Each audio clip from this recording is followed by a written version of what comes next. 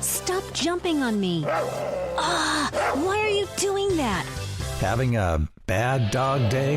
Rex, come back here.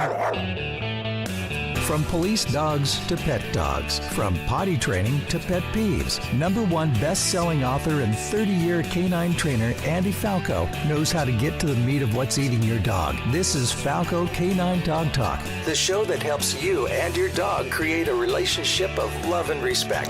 What a good boy. Good heel, Rex. I love you, Rex. And now here's your host, Andy Falco. Hey gang, this is Andy over at the Train the Dog Trainer podcast. My name's Andy Falco Jimenez, and I'm with Cameron Thompson. Nice. That's the best one yet. That's awesome. I love almost all of our podcasts start with us laughing about something, kind of manically.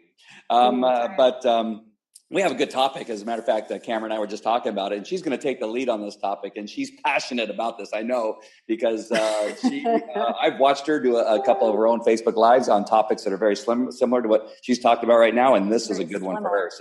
So Cameron, what are we talking about today? I want to talk about attitude and intention in business, and specifically how that affects your experience of the entrepreneurial endeavor, your experience of calling in great clients to your business, and how you can help actually serve those clients and show them the path to creating a better dynamic and relationship with not just their dog, but also in their life as a whole. Right. But that self-reflection piece that has to come with it at first, so that you're really aware of your stuff, where you're coming from, what you bring to the table. And there's some nuance there that I think we can talk about.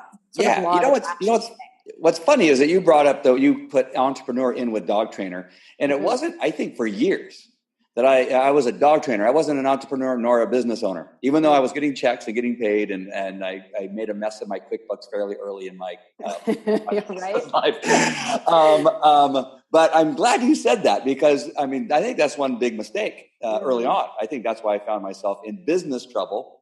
Never on the dog side, because the dogs I knew how to train human beings and their dogs. Right. It was the business side of things that I found myself completely a mess. Yep. So I'm glad you put those two things together. And this is a really good time for this topic, because up to this point we've been talking about some systems and some things to consider, but this I think is very timely. So where do you want to... I think it's really crucial to how you create your systems even. I mean, I almost feel like we could move this order of podcasts around a little bit, if we really wanted people to be prepared to create their systems with the greatest amount of awareness and empowerment for why they're doing it and what they are endeavoring to get out of it as a result, right? But regardless, this is something that I think is really important for people to put a pin marker in and think about coming back to many times over. I would love it if they bookmarked this conversation and really thought, in terms of having good process, that, I think I should go listen back through that maybe once a month for a little bit and see what comes up, because this stymies a lot of people in their experience of growing a thriving dog-based business. And unless you work for another company and you have no responsibility to generating leads and closing sales and handling, procedures and running the business side of things, you're an entrepreneur in this industry. And that means you've got to have good process and recognition around what your strengths and your weaknesses are. Otherwise, you really do set yourself up for a lot of unnecessary heartache, and it's just not as much fun as it could be. And right. For most of us, we make the mistake of not thinking that way. Most of us do start out with a love of training dogs, a love of making a difference, saving lives, getting addicted even to the experience of working with risky dogs and turning them around and all that flashy stuff. But, we quickly find out that we're overloaded, we're tired because we don't have good boundaries, we have not prioritized our family and other relationships properly, or we don't know how to freaking lead a team, and our staff is changing too much, or they're frustrated and they're not feeling confident or doing the great level of quality work that we set a precedence for our company to provide in the first place. So these are the things I think are really important for us to pass on and share, and kind of highlight for folks that are really, really crucial components of running a rockstar dog business. Yeah, and all those things you talked about really, it harms your process of project management.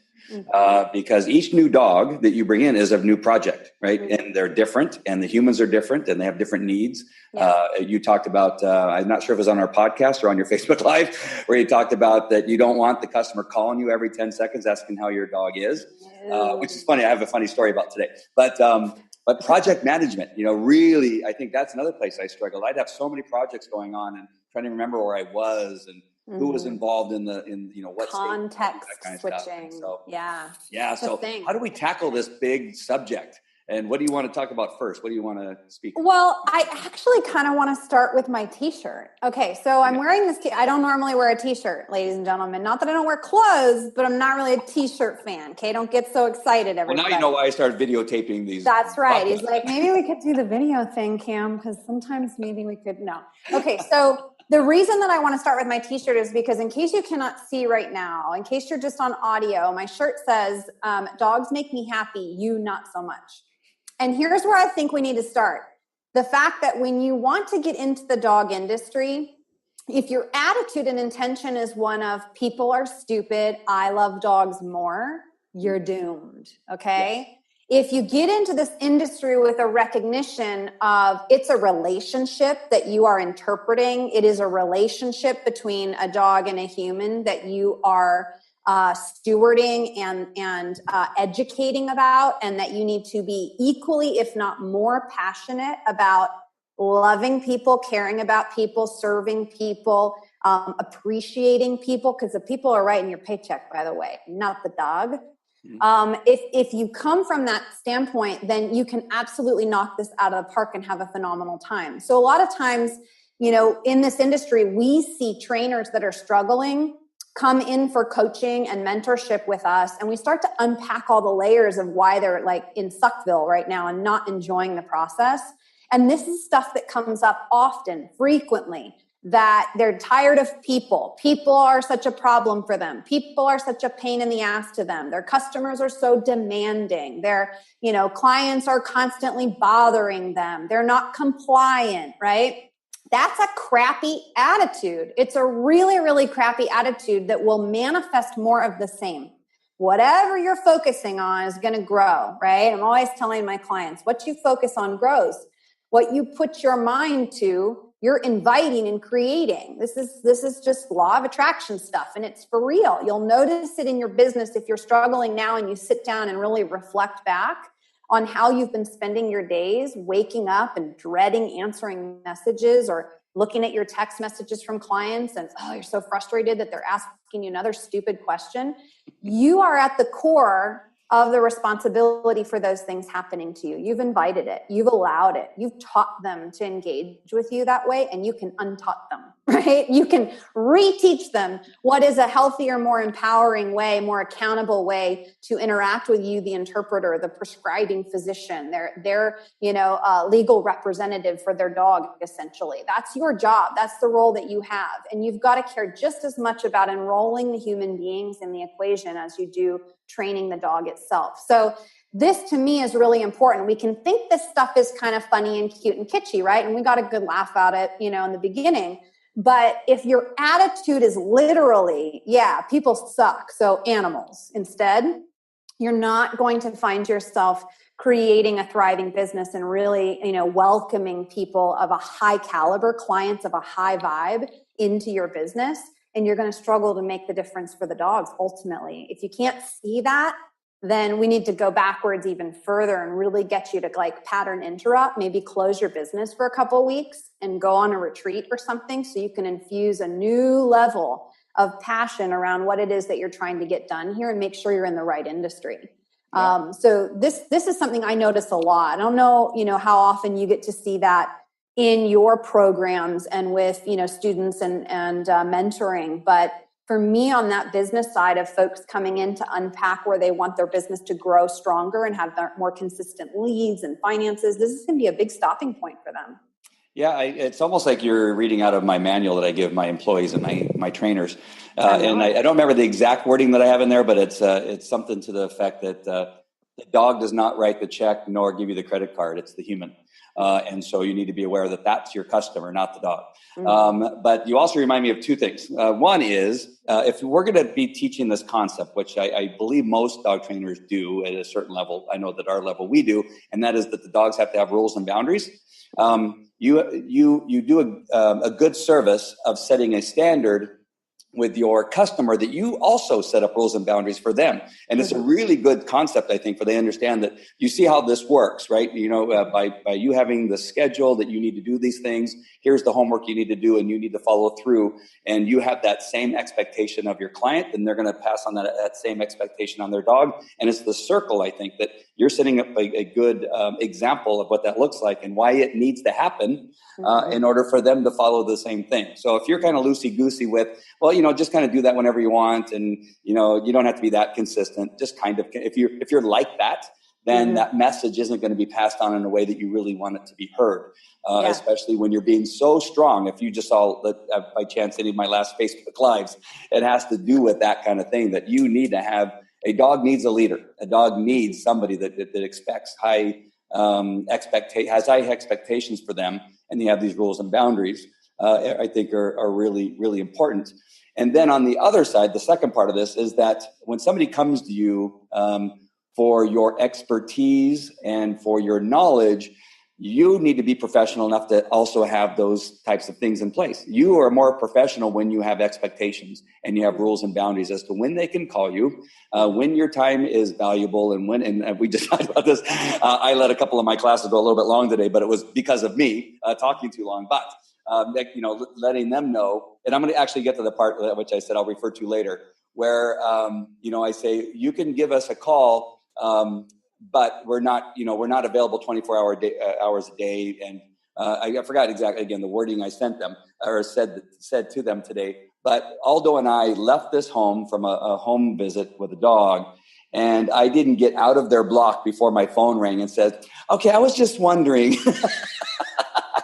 I just told you, that we will call you, we'll check on you, see how you're doing, but you can't call us every time. Well, the dog did this. What? I want to let you know the dog, is it okay? No, that's not how this works. We gave you things to do. This is what you're supposed to do. You're responsible for making them happen. And when appropriate or when we schedule, we'll call you and make sure that we have follow-up. But back to my point is that that's professionalism that they want to have, whether they like it or not. Right?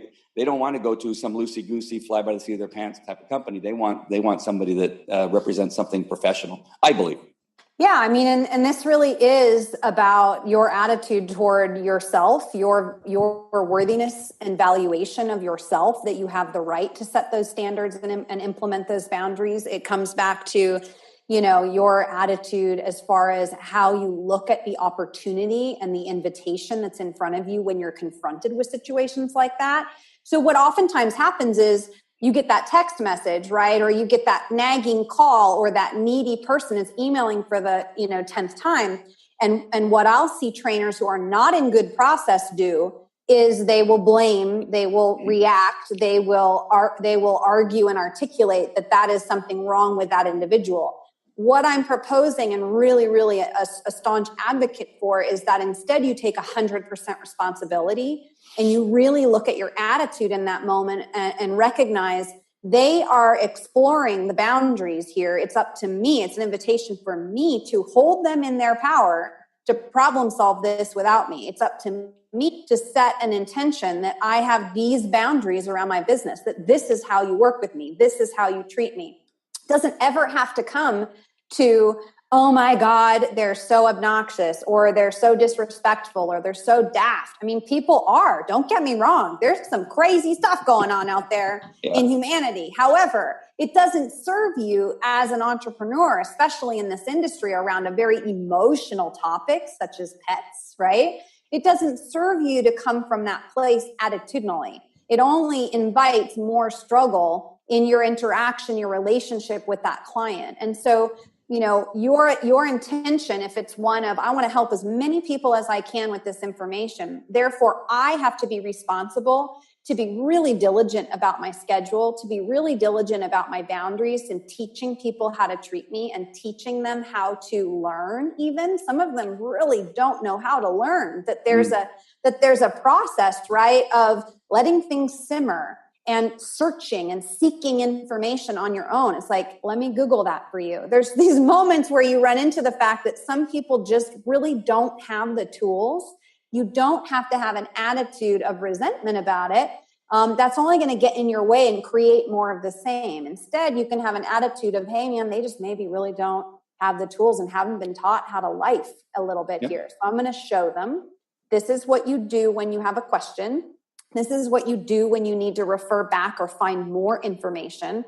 And I will see you next time. Or here is the platform in which you can put this question that does not interfere with my boundaries and my personal life, right?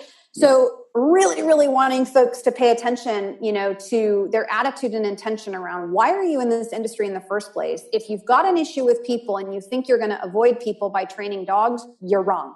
Let us save you a whole lot of hassle right now. Let us save you a whole lot of unhappy, cared about, poorly served clientele that trail behind you, right? And really just invite you to choose something else. Choose something else. But if you get that, you don't mean you hate people. You've just been struggling with your own stuff and thinking you could avoid coming to terms with it, then I have the show for you, because you can get through if you have that attitude and intention, right? We can. We can. Every dog is attached to a human being. Yes, huge. somewhere along the way. But we should also remind you also that you don't have to take every customer that comes your way. If somebody is completely going to be a caustic situation, is that the right word? What's the word I'm looking for? Caustic is toxic. It makes me toxic. bleach. Yeah, bleach toxic. I like toxic better. If it's a toxic, if you know that this is going to be toxic or this is a problem, you don't have to take them. Yeah. You just say, I don't think this is a good fit for you or I. And there's other dog trainers. Let me refer you to Cameron Thompson. She's fantastic. Don't you dare. But at some point, you got to take some Cam, who will tell you even more directly what a mess you are. All right. But again, you don't want to say that. You don't want to say that to every customer, because then you don't have a business, right? But there's going to be a couple. Right. For me right now, a large company that starts with a D, ends with Y, and rhymes with Isney, I will never take them ever again as a customer, because for me, it just wasn't one of those. Just not the happiest place for you, huh? No, not as not as a client. So they're not. I take kids as a client. They were a little bit difficult, but yeah, you don't have to say. And I think there was a problem in that too, that I was trying to say yes to everybody. And understand that there are those people you're going to have to say no to. However, at some point, you're going to have to take clients that are challenging, that are tough, and with your, the rules and boundaries you put in place, and very clear, and be strong, but yet be a good person, be a good trainer, be good, communicator. That would be very helpful. Yeah, it is. I mean, have integrity around the opportunity and the invitation that's in front of you. When people are struggling and hurting and they need what you have to share with them, you really do have a responsibility to do it in a way that will best empower them, and that will also allow you to continue to do what you do in a healthy and balanced way. If you are allowing this stuff to stack up because you're not managing your attitude appropriately, and you're struggling to, be executive in your role, you burn out. You can't help anybody. What happens is you just become resentful, and so many other things suffer. If you're a parent, your dynamic with your kids suffers. If you're in a relationship with somebody, that suffers. Everything starts to be impacted by an unwillingness, as it were, to confront those aspects of your own, dynamic and struggle to set those boundaries, have that attitude and accountability. So I really encourage, my business owner clients that I coach to look at their environment really carefully and watch out for where, there may be some toxic, enabling dynamics in their life. People who are reinforcing crappy attitude in you.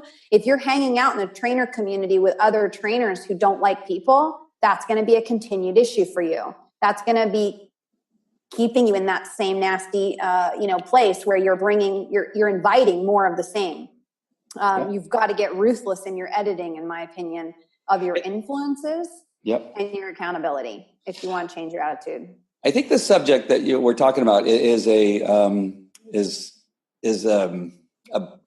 learned and trained, and it's a process that I think you have to go through just as much as learning how to train yourself how to work with dogs.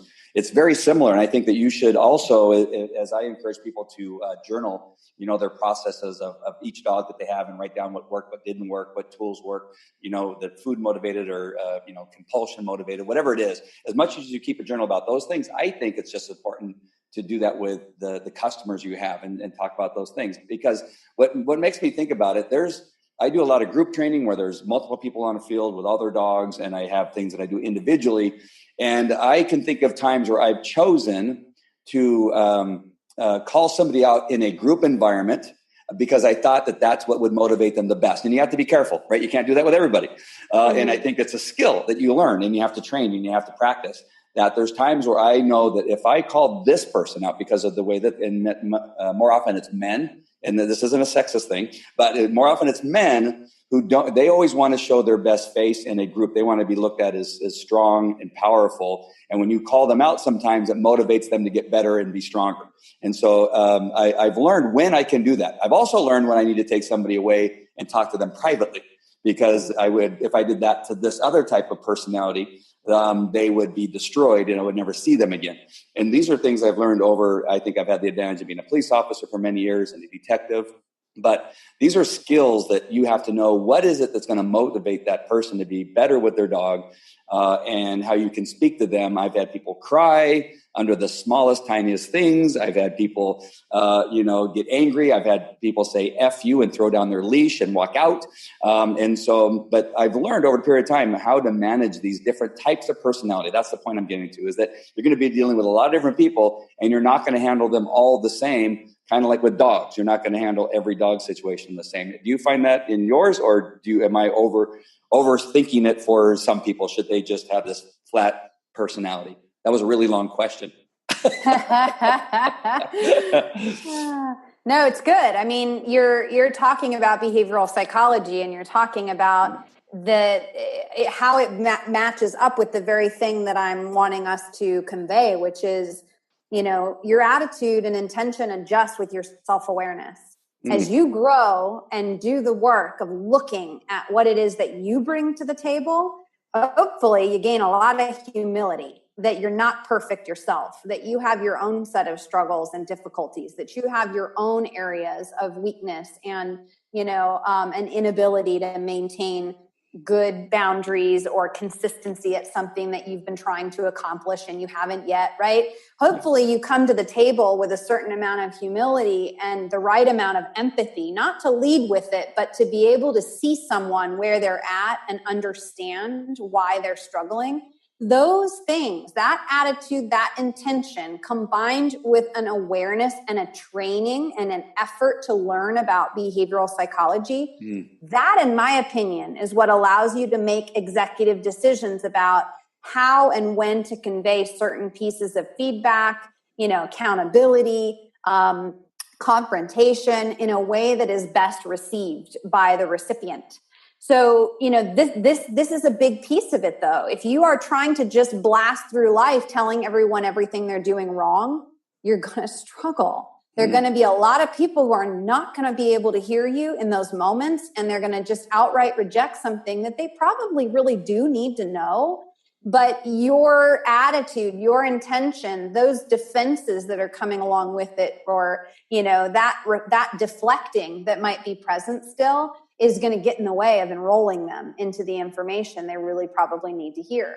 So This is why I'm such a big advocate of, how crucial this self-awareness is, how crucial it is that you take the time to be conscious of what it is you're trying to get done in this industry, and of how much is going to be required of you in order to do that, in order to accomplish that, whether it's a realistic goal, whether it's thinking clearly enough about all parts of what will be involved as you get down the line. because that's what starts to empower you to make decisions about what's needed, to strategize, to find the tools and the resources you might need to complement, where you're not as strong. And it will shift how you interpret your potential clients before you work with them, while you're working with them, after you've worked with them. Many scenarios we run into in coaching trainers where, I board and trained this dog 2 years ago, and now they're calling me and they're all upset because the dog is doing this behavior. And the attitude and the intention of the trainer may be, these people are idiots. They didn't comply. Obviously, I did an amazing job. The dog was fine, right? What power do you have in that attitude? What power do you have if that is your perspective? Not much. No. Not much at all. You feel that everything is happening to you. You perceive that you have a crappy client and the dog probably needs to be rehomed, when in reality, stuff happens, right? There are plenty of things, if we got into that trainer's life, that they're still struggling with, that they were struggling with 2 years ago. Have a little humility, check yourself, and really think about that this is your job. This is your job. Your job is to walk back into the dynamic and say, you know what, guys, this is a deeper rooted thing, because your dog was totally capable of getting trained up real nice in my house. And that's kind of where you become a genius to them, where you start to say, what's happened? What has changed since the last time I saw you?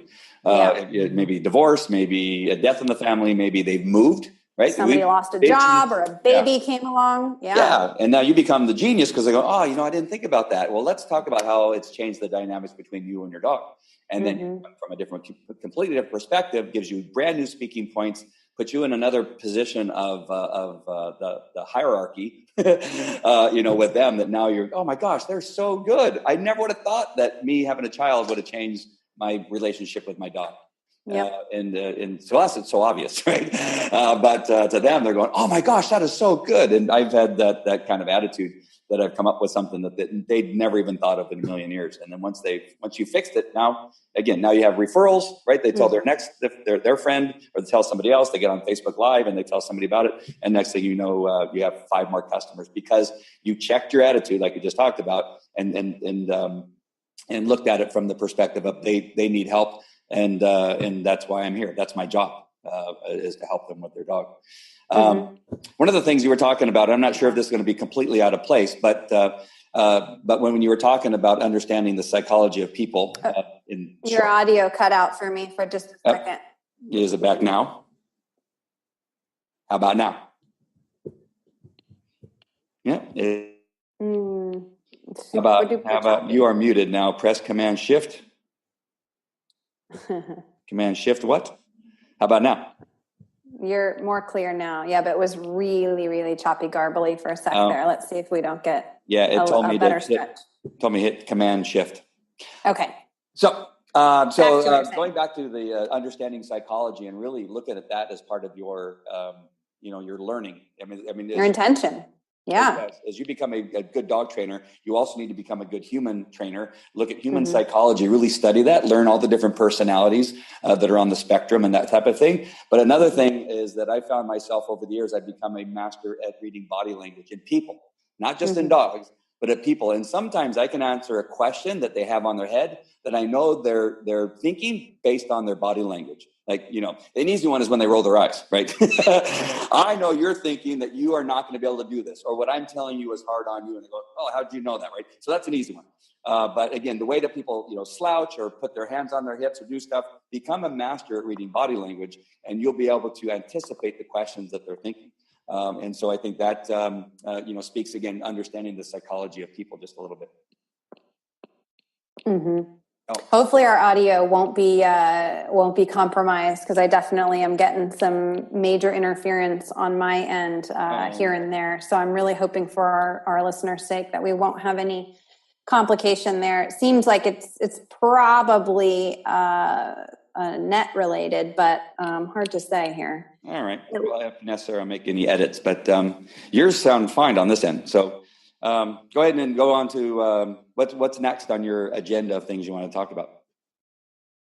I don't have anything left on my agenda. I just wanted to, really flesh this out to make sure that we started some good conversation around it for folks that are listening, that they understand, how important this piece of the puzzle is, how often it comes up as an inhibition in creating a thriving business. And, especially within this industry and the niche that we serve, where there's a lot of emotion, there's a lot of disconnect, right, around our pets and thinking that they are something that we just purchase and bring home and love on and enjoy having around as a emotional crutch, as it were, or an entertainment value or something like that. But that once we run into issues of really being in pain and frustration over behavior struggles and or illness and things like that, it changes a lot about that person's psyche. If they don't have good process, if they're not accustomed to looking deeper down into the root cause of things, they really need you to be exceptional in your ability to do that. They really need us as dog trainers to be exceptional in our willingness to look at our stuff. And I just think that's such a crucial thing for, folks that I find myself working with and supporting. They'll often go to many different classes. They'll learn many different techniques of training. They'll learn many different styles of teaching classes and programs to offer, but they're still missing these pieces of the puzzle where if they are not plugged in to empowering owners to understand their own behavior, empowering owners to understand just how layered and cumulative a lot of their struggles are in their lives, they're not going to set that owner up for the best potential success long term. They're not going to give everything they possibly could to empowering that individual and deepening that relationship to the highest extent possible. So to me, that's about your attitude, your intention, your recognition that this is a very high calling, that this is not about I prefer animals so I can avoid people. But instead it's about, in order to help animals, we've got to really help people, and we've got to have a solid sense of ourselves. We've got to have a solid sense of our boundaries, and our systems and procedures are in place to protect our ability to do this for the long haul, to do this with joy, to do it with humility and appreciation and gratitude for the invitation that it is when we're speaking into someone's life like we do. Those are the people that I see thriving and really doing well in this industry for the most part. Are the folks that really have had to turn that lens on themselves and really look out for what's my attitude in this process? What's my intention? I want to become the best possible version of myself as an entrepreneur while I go along, and trust that I can then make a decent living and be taken care of and help other people get where they want to go to. That's the invitation that I would have for anybody who's listening and thinking about or has started down the path of having a dog-based business. It's so much more than just dog training. Yeah. And it really will change your experience of it and your ability to impact as well. There's one thing that I've always remembered from my time in the police academy, and that was from a gentleman who was a lieutenant with the Orange County Sheriff's Department. His name was Lieutenant Abbott. And Lieutenant Abbott was teaching us one day, and I've never forgotten this. I've forgotten a lot that got taught during the academy, but this is one thing that I've not forgotten. And he said, remember, on every call that you go on, at that time and moment in the person's life that you are serving, whether it's the suspect, the witness, or the victim, that this is the most important thing happening in their life right now. And it's your responsibility to leave all of your troubles behind. If you're at work, you have to be there. You have to be there in all your mind and understand that that's the most important thing happening to them, and to treat it that way. That it's not about you when you're on that call. So no matter how frustrated you are, or you maybe don't like that person, or you don't like their attitude, your job is to handle that situation as if it's the most important thing in their life.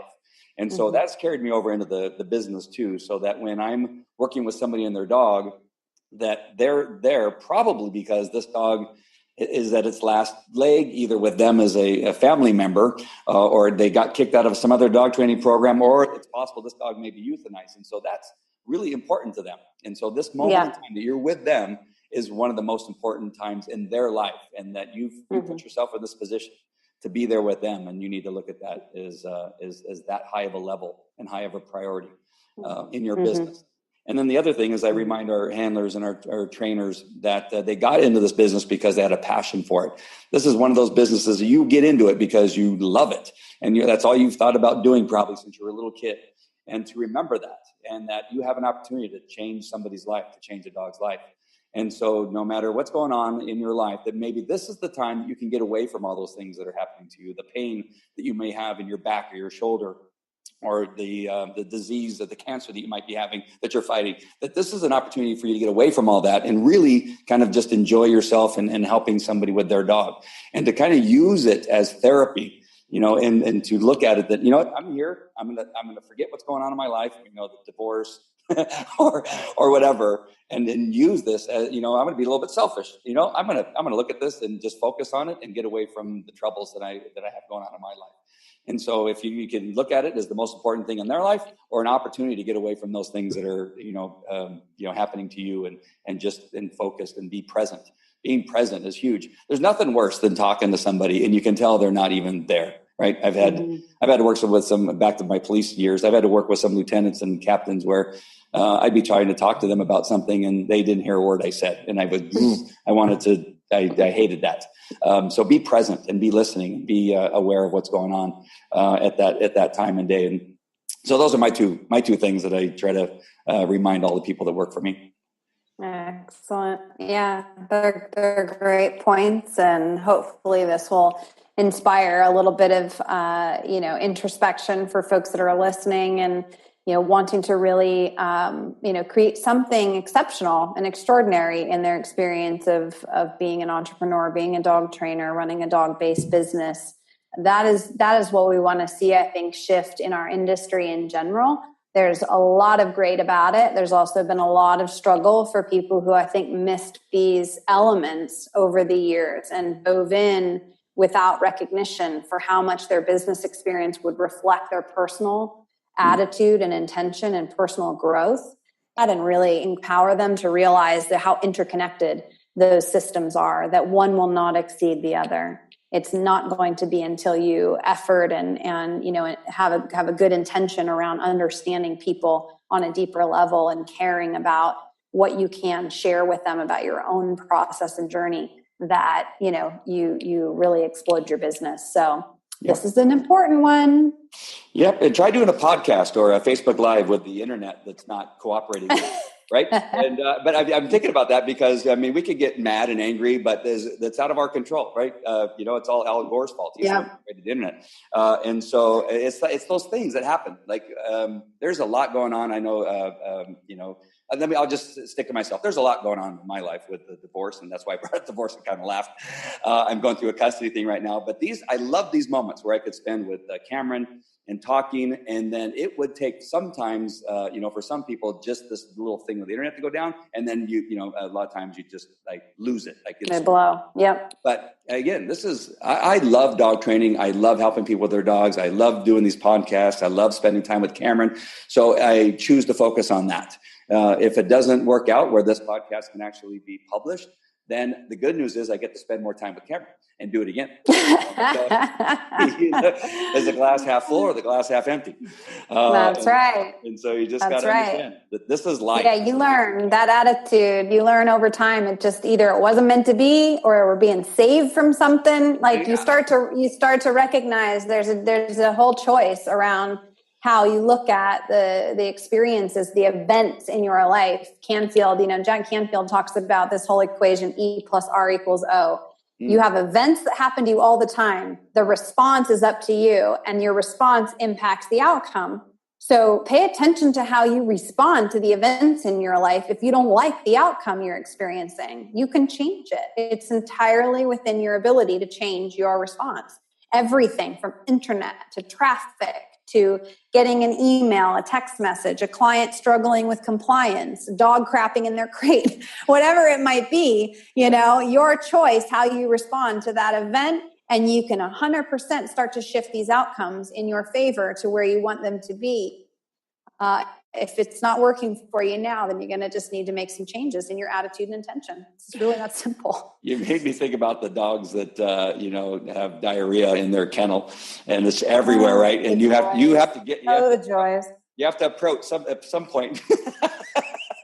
And then sure enough, they sit down because they're supposed to sit when I open up the gate. That's my dog's rules. And when they sit down, their tail's getting full of paint. Yes.